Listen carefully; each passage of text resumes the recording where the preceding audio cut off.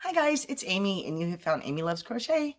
Thank you so much for your time. I really do appreciate when you click on my videos. I've got a couple of things to share with you today, some finished projects. One of them is a project that I was really excited to work on and it didn't really turn out like I thought it would. And that happens sometimes, so we have to be prepared for that, right? So what I was using for this project is some yarn that was new to me, this Juniper Moon Farm Tenzing. It is 85% superwash, no, extra fine merino wool and 15% yak. So it's a really nice twist. It's a really nice feel. There's a real nice squish to it. But my project ended up looking much more blanket-like than I thought it was going to. Excuse me. So you guys saw that I had 4 of these hanks, 4 of these little donuts, 4 of these colors, 4 4 donuts that I bought at the same time. I had 2 of each color. So this one is called Forest Moss. This one is called Dark Green. This one is called Victorian Rose. And then this one is just called Dark Blue. So they're really, really nice and loving squishiness. There's 50 grams and 153 yards in each one of these. Oh my goodness, that sneeze took me out. And so I thought I did pretty good with working down all my ends. Did I really not have any of the... I guess not. I guess I used all of that one up. Okay, so these are the little bits that I have left, and I don't find any of the pink ones, so I can't remember if I just used all the way down to the nub on that one. But the project that I wanted to use, or the project that I wanted to do, I found Hooked by Robin, and you guys know I love her to death. And this was for a log cabin shawlette. Now, I didn't really, I had these 4 colors that when I bought them together, I knew I was going to use them together. But I didn't really want a stripe pattern, a stripey looking pattern. And so somewhere in my brain, I saw this log cabin idea in a shawl, and I knew I had seen it out there somewhere. So I went ahead and searched for it, and Hooked by Robin is who I watched to do it. I'm not going to say I'm disappointed in it, but this one just is a little bit different than I thought it was going to turn out. It is gorgeous. Are you ready? Look at this. I did not want a stripey look, but I kind of still feel like it did go stripey. So you start up here with this small pink piece, and then you add each side as you go. It does, work in the log cabin style in that you're putting your ends together to create the new striping or whatnot, but I don't know, it just kind of looked a whole, oh, I forgot my tail. Oh, because I wasn't sure if I was going to keep going or not, I didn't tie off. Yeah, so it just kind of looks a little bit more like an Afghan than I thought I wanted it to. It is kind of dense and thick like a blanket up here around your neck. So yaks, I guess, are, good to keep you warm like that. I don't know. I was watching, oh, I've got to get her name. Andrea Alexander, maybe? She's this gal that is a student of textiles in New York City, and what I found her through a video where she has gone to school. She's in Scotland, I think, going to school for textiles, and she went to a Fiber Fest. So I was watching that and enjoying it very much. While I was working on this, she was at a farm. There were animals, and I said, "Oh, look at that black Highland cow," and she's like, "Look at our yak." So I was working on yak, and she said yak, or she was showing us yak at the time. So I thought that was really funny. But so yeah, so I used a little bit bigger hook. Again, this is I think I have it on my shelf as a 2.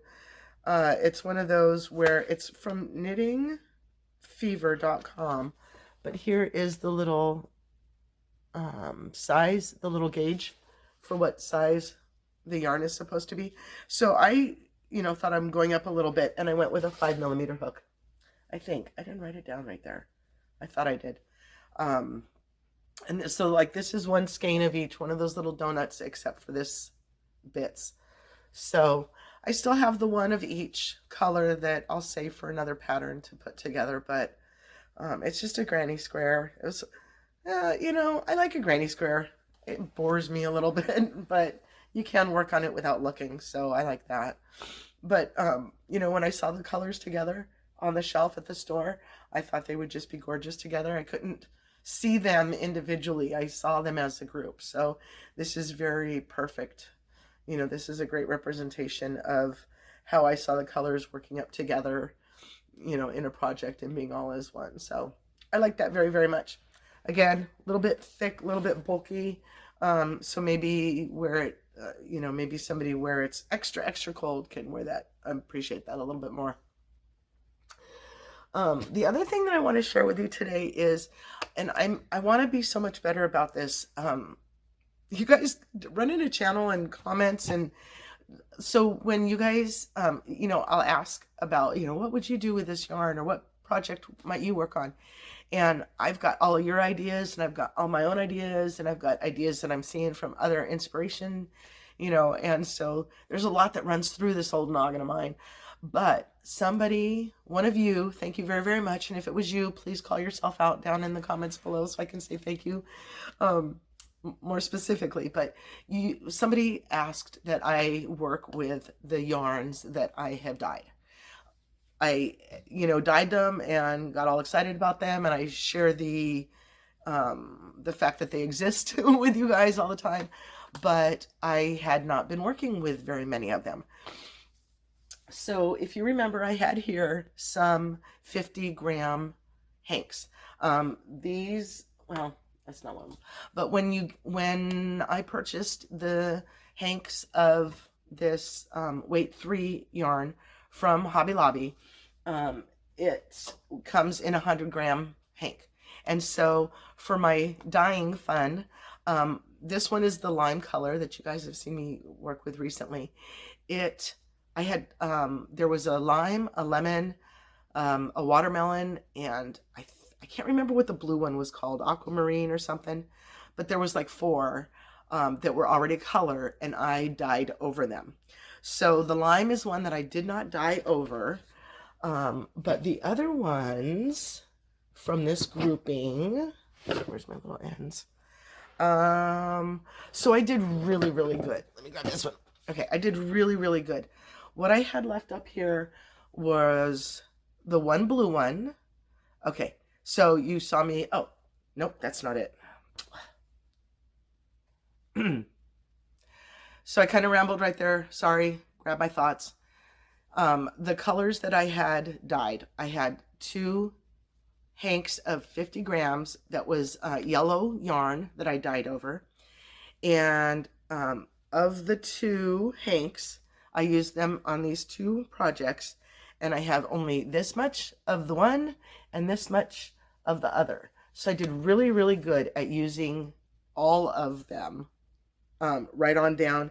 These are another of 2 little nubbies that I had, you know, worked down to. So I think I did really, really good with both how I split the yarn to begin with when I was dyeing it, and then the project, you know. Okay, so it's not a big deal. I didn't reinvent the wheel here. These are hats that I made with a half double crochet and a count of 9. So, you know, just how you make any other hat, you start with either a magic ring or the loop and join it. And so the number of stitches that people go with, you know, can vary from project to project. This one happened to be 9. Then you do 2 in each. Then you do your increases of 1, 2. And then the next row is 1, 1, 2. And then you do some shaping rows. If I can remember to find it, I'll link it down below. But it, you know, these hat projects are just kind of basic. We increase the same way all the time. This particular project, she does have you go in and do some shaping rows, which is just the same amount all the way around, and then you increase on the next row again. So I thought I did really, really good in getting to my 50 grams. I used a 5.5 millimeter hook for these, and this was the yellow one that I dyed with some red over it. Tried to make it like an orangey, orange, yellow, red kind of thing, and it didn't really work to that. See my colors in there. Thought that one was really good. And then the other half of that skein was a green one. And I thought the pooling on this was just fantastic. Look at that. You don't really see it so much in the other one. It's a little bit more crazy, but this one I think pooled out really well. So here's, you can tell where all your increases start, and then it's pretty much the same all the way down the body of the hat. I just loved those. And then the other blue, hold on just a second. Okay, so the first half of the blue one that I dyed, you've already seen in this cowl. The second half to the blue one was one of my favorites, as far as how the colors took to the yarn. And so look at this one. Isn't that gorgeous? I love all those blues and greens together. And then like where I added the red, it kind of turned like purple. So this was another really, really gorgeous. They look like jelly beans. I call these my jelly bean hats, I guess, maybe. And then I had 2 halves of the red. The watermelon is what it was initially called. And now, if you go back and watch the videos where I dyed the yarn, I'll show you this one first. I don't know what happened to it because I did everything the same, but the yarn on this half of the hank, clearly something happened differently because it felt thinner after I had dyed it. And you'll see when I hold the 2 up together. It felt thinner and it continued to leach out the color. And not just what I dyed, but the pink that it was initially. So I'm not sure what happened here. Wackadoo things happen to me all the time. So here is the first one. And this one has, it was this pink is the watermelon color that it started out as. And then I added the red and the purples to it. And in some of the places it turned a little bit orange. So that was really cool. But so yeah, I don't know if you can kind of tell. I don't know that you can kind of tell with this. I can tell by looking at it that it doesn't look the same as the others. Can you see any difference in the yarn? Maybe not right there. Okay, so the other half of the red one turned out a bit lighter, different colors. I was using different colors. I was trying to make either something that could be 2 halves that went together, or kind of like I did with the, I put it over there. That, oh my goodness, what is it? It's the wool of the Andes. So here is, I did 2 different colors, thought maybe they would go together, maybe not. I showed you that before in a different video. So this one did some pooling as well. I really like the way that this one turned out. The colors are a little bit more lighter pink. There's more of the pink that shows through. And then the purple didn't saturate as much. So you've got like that marbly kind of look of the bluish purple. And so this is the 2 of them next to each other. And so you can see, whoops, sorry. Now the size difference may be in how I split the yarn, but let's see if we can see the difference. I don't know that you can. I can see it in person. I'm going to wash this one some more. I meant to do that before the video, but I didn't get around to it. Man, life is flying right now for me. We've got, not only do I have things coming up in April, but so does my husband, and we have different things coming up. So we continue to make sure that we're both on the same page and making sure that the other person has what they need for their events or whatnot. So anyway, these were my, I guess I'll call them my jelly bean hats or whatever. Some great different colorways. Now these are superwash merino, and so like KK reminds us for the Bumblebee Mountain Outreach, you really want to use acrylics or something that's going to be easy to wash and maintain for the hat giveaways. So maybe these will be on something else. Maybe I'll do something else with these so that they're nice yarn or whatever can maintain. You can't really throw these in the washing machine like you do with a regular acrylic hat. So I guess I'll label these a little bit something different, but they're just gorgeous. I can't stop looking at them. I'm talking to you and I'm still just sitting here flipping through them. That green pooling is amazing. I loved that one so much. So, as well as that one. Oh my goodness. Okay, so This is all the yarns that I dyed that was over dyed, that was Hobby Lobby yarns. So this next one that I want to show you is actually the first one that I made of this grouping. Those were all the Hobby Lobby ones. This one was actually from Knit Picks that I bought bare and then dyed. It was 10 grams and 24 yards of DK weight merino wool. And so you can see my little staining on there, but so these come 6 in a group. And so I had 2 different bases that I dyed. One of them was the wool of the Andes, and then this was the other one. And you know, initially when I was dyeing them, I was trying to think of, you know, do you rainbow them, or do you put them all as one shade, or kind of ombreing, that kind of thing. So I had these 6, and I wasn't quite sure how they would go together, and how much yarn I would get out of each one, or how much of the project I could, you know, complete with each of them. So I think I did really good with my color choices and so forth, because like I say, as I was going, I didn't know how much of the yarn I was going to use. So color placement was important to me. And that kind of falls as a general for me anyway. So again, I did really good with just having a couple of small pieces of the colors left over. Just some little bits and pieces.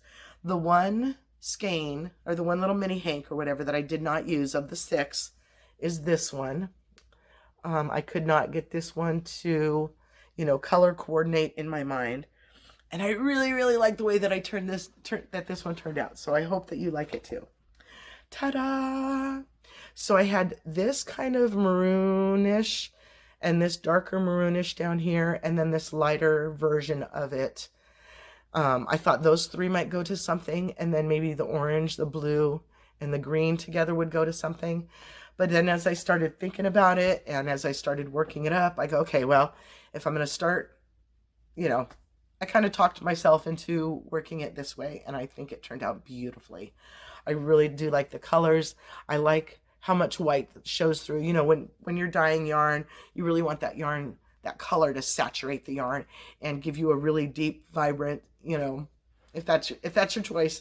And so for these to have turned out so light, with a white stripes, like I think this was at the end of my dyeing. I think maybe I was running out of what dye I had already mixed up or something. So I could not have been happier with the way that this turned out. When I started it, you should have seen me. I wasn't sure. And I forgot to tie in I have an end to tie in there, but yeah, I just really enjoyed the way this turned out. And it's a very simple, you know, sometimes you can get yourself caught up in a busier pattern, and sometimes just half doubles all the way around is what worked for me on these. So I'm really excited to have worked with some of the yarns that I dyed. So thank you very much for suggesting that I do that.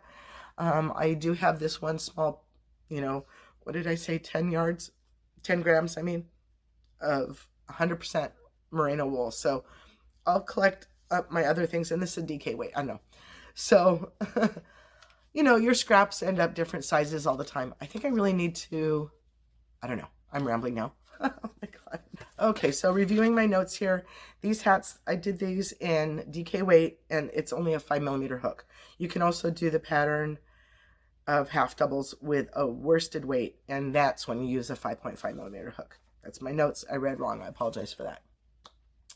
So there we go with another little hat bundle. You know how I enjoy making my hat bundles, and I'm really glad to have worked with the yarn that I dyed. It was really fun to dye all that yarn, and so now to see it in finished projects is really exciting for me. So thanks again for suggesting that. All right, guys, that's my video for today. I hope that you've enjoyed what I've shared with you. Have a wonderfully blessed day, and please do come back and see me again. Thank you. Bye-bye.